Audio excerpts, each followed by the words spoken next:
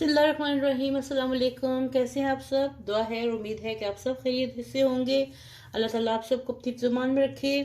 तो जैसे कि आजकल सर्दी का सीज़न है और सबको नज़ला ज़ुकाम बहुत होता है, तो ये एक रेमेडी समझ लें और मज़ा भी है और रेमेडी भी है। सर्दी से बचने के लिए ये मैं सूजी का पतला सा हलवा बनाने लगी हूँ। कैसे बनाती हूँ चलिए देखिए, फिर मैं आपको इसका तरीका भी बताती हूँ और साथ में बताती हूँ कि मैं ये कैसे इस्तेमाल करती हूँ। ये मैंने 1 टेबलस्पून के करीब मैंने घी लिया है और इसको मैंने देगची में डाल दिया है।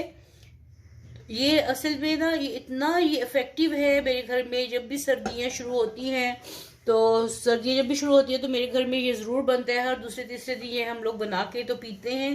तो इससे सर्दी नहीं लगती। नज़ला ज़ुकाम खांसी में जब बुखार होता है तो तब हम लोग ये इसको बना के ज़रूर पीते हैं। और साथ में एक पैनाडोली और बुखार भी ख़त्म, नज़ला ज़ुकाम भी ख़त्म और सुकून हो जाता है।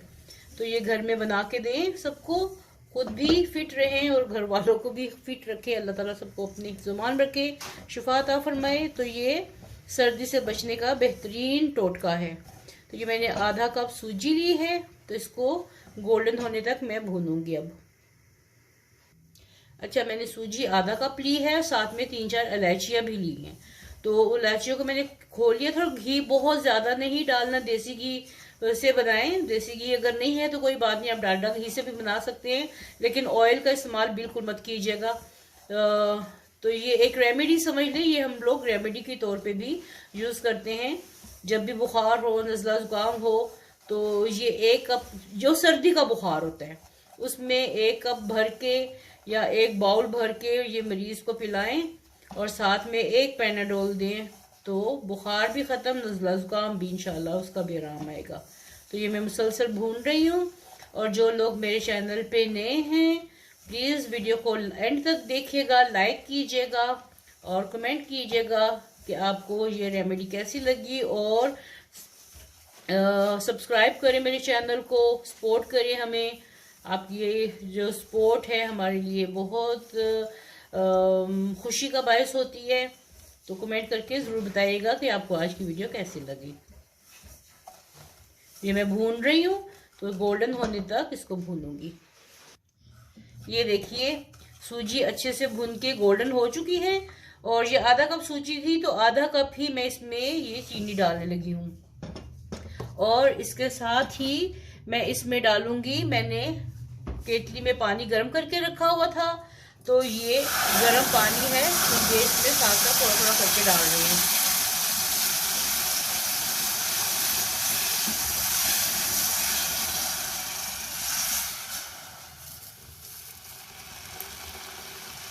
गाढ़ा पतला जितना आपने रखना है उतना रखिएगा। ये आपकी अपनी चॉइस है। इसका कलर कितना रखना है, सूजी को कितना ब्राउन करना है, ये भी आपकी अपनी मर्जी है, अपनी चॉइस है। तो ये मैंने इसमें ये डाल दिया। साथ में मेरे पास है पिस्ता और बादाम, ये डाल दिए। ये टोटली सब कुछ आपकी अपनी चॉइस है, आपने इसमें कितना क्या कुछ डालना है, ठीक है। तो ये खूब मज़े का भी बनता है, बड़ों को बच्चों को सबको बहुत पसंद आता है। और 1 चुटकी मैं इसमें डाल लगी हूँ ज़ाफ़रान। आपके पास है तो डालिए, नहीं है तो कोई बात नहीं, ये ऑप्शनल है। मेरे पास है तो इसमें मैं थोड़े से इसके जो पीस है ज़ाफ़रान के, ये इसमें डालने लगी हूँ। इसमें जायका और खुशबू भी आएगी और ये बहुत अच्छा लगता है सर्दियों में।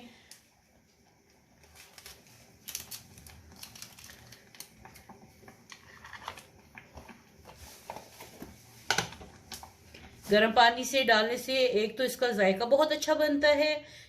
गर्म सूजी होती है तो उसमें ठंडा पानी डाल दे तो बहुत टाइम लेता है पकने में। तो गर्म सूजी में गर्म पानी ही डाल के, किसी भी खाने में गर्म पानी डालें तो उसका बहुत अच्छा जायका रहता है।